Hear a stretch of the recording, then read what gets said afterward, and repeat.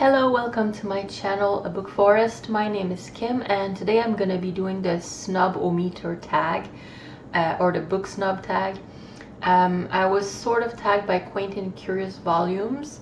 I left a message on his video about it, and he said, oh well, you're tagged, so that's great. So without further ado, the first question is, what is your definition of book snobbery?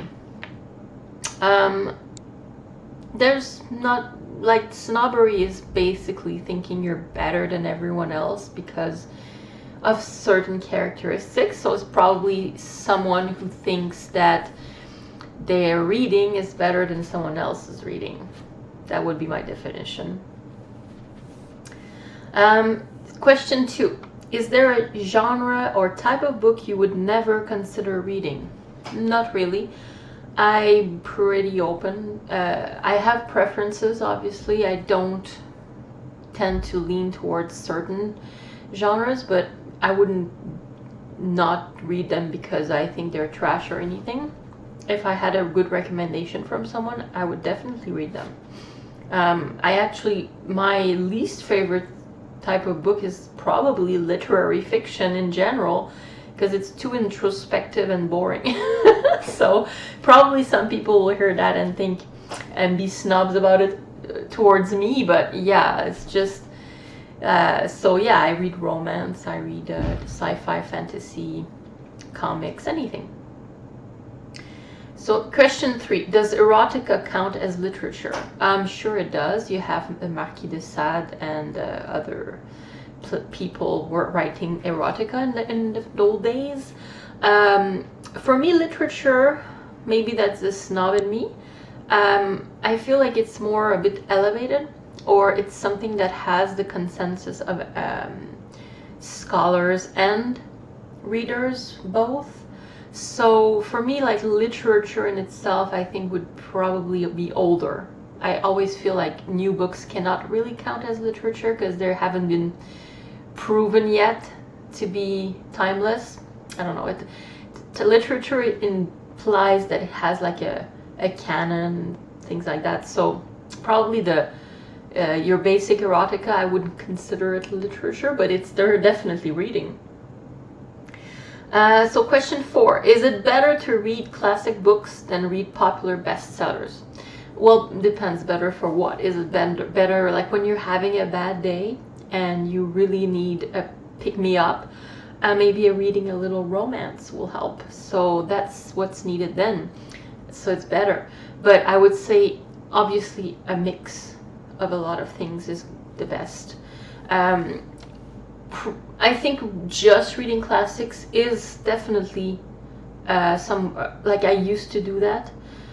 It's because it's proven, like, you know, you're gonna get something, if not something you're gonna love, you're gonna get something that's actually of substance.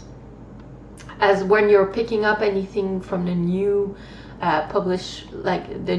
newly published releases, it's hit and miss. You could get a great thing, or you could get something that's not good at all. As with classics, well, you kind of know, and it's inexhaustible almost, because there's studies and there's essays on all the classic books, so you have a lot of things to go around. But I think probably a mix of both, for me anyways. I can't read just one or the other. These days I don't read as many classics because I'm tired. I have young kids, and you know, life is a roller coaster right now, so I don't have the brain space for classics. I've been chewing at Martin Chuzzlewit by Charles Dickens for months now. Usually would take me like 2 weeks to read, and now I haven't finished it, and it's been months. So I think for me, my life right now, it's better for less classics, but I think, yeah, reading a lot of classics is no bad thing. Question 5, have you ever bragged about reading a classic in order to sound smart? Absolutely, I have. In my younger days, I was probably guilty of that. Walking around with my Count of Monte Cristo in high school, and like desperately hoping that someone would ask me about it and I would look smart. But yeah, I was young. But yes, I am guilty of that. Question 6, do audiobooks count as reading? Well, technically, I would say no, because they're listening. But do they count as consuming a story? Yes, absolutely. It's the different media. It's all. I think in the 19th century and before, that's how people consumed stories, because not everyone had access to books. So the people would just get the periodicals and read the story around the fire to everyone. And also, way before that, everyone was telling stories. That's where myths are from. So it was audio only. For the reading part, it's that everyone has access to it is not very old in our history. So yeah, no, audiobooking is great. Also, I think that some people are better suited to listening to books, and others are better. They consume the story better by reading it. I think it has to do with the learning. Like if you're an audio person or a visual person, there's no shame in that at all. I enjoy audiobooks a little bit. I'm very new to them, but the few times, like I have read a few audiobooks lately, and I really enjoyed it. So it's a great addition to my collection of how I read books. So, and also, like, do comic books, graphic novels count as reading? Yeah, absolutely. Question 7. Have you ever looked down at someone for reading a popular fluff book? Well, I would be very hypocritical if I did, because I've read so many of them. I cannot overstate how many romance books I've read when I was younger, like in my teenage years and early 20s. I read a lot of romance, and it was not all elevated romance. I used to read like Barbara Cartland. I still like her. It's like very great for young girls. I think it's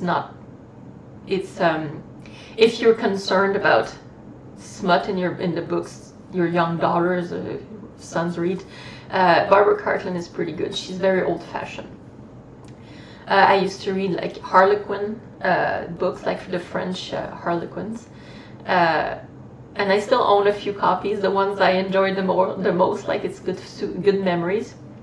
And a lot of historical romance, like Julie Garwood, which I still like. Joanna Lindsay, Kat Martin. So fluff books, I would be hypocritical to look down on people for reading them. The way I see it is like, if you're enjoying the book, it's fine. If you're reading something and you're not reading it because you're enjoying it, then I would maybe judge you. Like, you want to do like everyone else, or you want to get more views on the videos or something. I don't think that happens a lot, to be honest. Like, reading is such a personal thing. I don't think people are wasting their time reading stuff they don't like, but that's why, like, if you pretend you've read something and you haven't, then maybe, but I haven't come across that very much, so that's fine. So, question 8. Have you ever been the recipient of someone else's snobbery? I'm sure I have, yes, probably. Even my mom, probably, when she saw me reading some of the stuff I was reading, she was probably like, ugh, you could read something better. Yeah, you get to reading the way you want. It's a very personal path. I think there's no wrong ways to start, and there's the destination is some people will start with a certain genre and they'll stick with it for their whole entire life, and some will just dip into something more simple, and then they'll evolve, or not evolve, but they'll just suddenly find themselves reading Jane Austen instead of their romance novel. And both are fine. But yeah, of course, Jane Austen is more elevated, but it's not something that's bad. So yes, I have been judged by what I read. And also there are some books I read or I've read that I would not have gotten out of the house with.